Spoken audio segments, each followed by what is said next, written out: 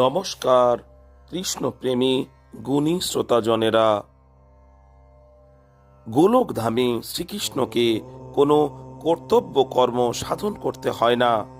তিনি শুধু তার পারিষদদের অর্থাৎ গোপী গোপ সখা, তার মাতা পিতা ও নিজের গাভী ও বাছুরদের নিয়ে আনন্দ উপভোগ করেন।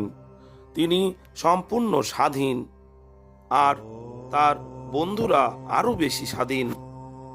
যখনই তারা কোনো বিপদের সম্মুখীন হতো, তারা নিশ্চিন্ত থাকতো এই ভেবে যে শ্রীকৃষ্ণ তাদের রক্ষা করবেন। এজন্য তারা কোনো দুশ্চিন্তাই করত না।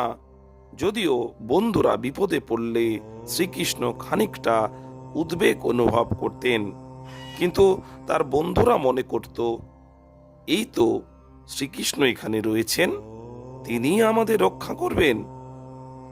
5000 বছর পূর্বে ভারতবর্ষের বৃন্দাবনে যখন শ্রীকৃষ্ণ তার লীলাবিলাস করতেন, সেই সময় প্রতিদিনই তিনি তার গোপ সখা, গাভী ও বাছুরদের নিয়ে যমুনার তীরে খেলতে যেতেন। আর সেই সময় প্রায়ই শ্রীকৃষ্ণ ও তার সখাদের বধ করার জন্য কংস কোনো না কোনো দানবকে পাঠাতো। তা সত্ত্বেও গোপ বালকরা নির্ভয়ে খেলতো, কারণ তারা নিশ্চিতভাবে জানতো সব কিছু শ্রীকৃষ্ণ তাদের অবশ্যই রক্ষা করবেন। আর এটি হলো আধ্যাত্মিক জীবনের বৈশিষ্ট্য, যেখানে ভগবান শ্রীকৃষ্ণের চরণে আত্মসমর্পণের মাধ্যমেই প্রত্যেকের নিশ্চিত জীবনের সূচনা হয়। শ্রীকৃষ্ণের চরণে আত্মসমর্পণের অর্থ হলো তার প্রতি একান্ত বিশ্বাস রাখা। যে কোনো রকম বিপদের সময়ে তিনি আমাদের রক্ষা করবেন।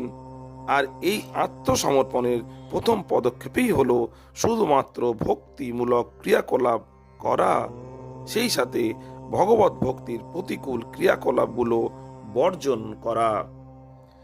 এর পরবর্তী পদক্ষেপ হলো শ্রীকৃষ্ণের প্রতি মনে মনে আস্থা অর্জন করা, যে কোনো রকম বিপদে কেবলমাত্র তিনিই আমাদের উদ্ধার করবেন। প্রকৃতপক্ষে বাস্তব সত্য হলো যে তিনি সবসময় আমাদের রক্ষা ও প্রতিপালন করে চলেছেন, কিন্তু মায়ার কারণে আমরা মনে করে থাকি যে আমরা বুঝি খাদ্য সংগ্রহ ও গ্রহণের মাধ্যমে নিজেরাই নিজেদের প্রতিপালন করছি। শ্রোতাজনেরা, কৃষ্ণ কথা ভালো লাগলে চ্যানেলটিকে সাবস্ক্রাইব করতে ভুলবেন না।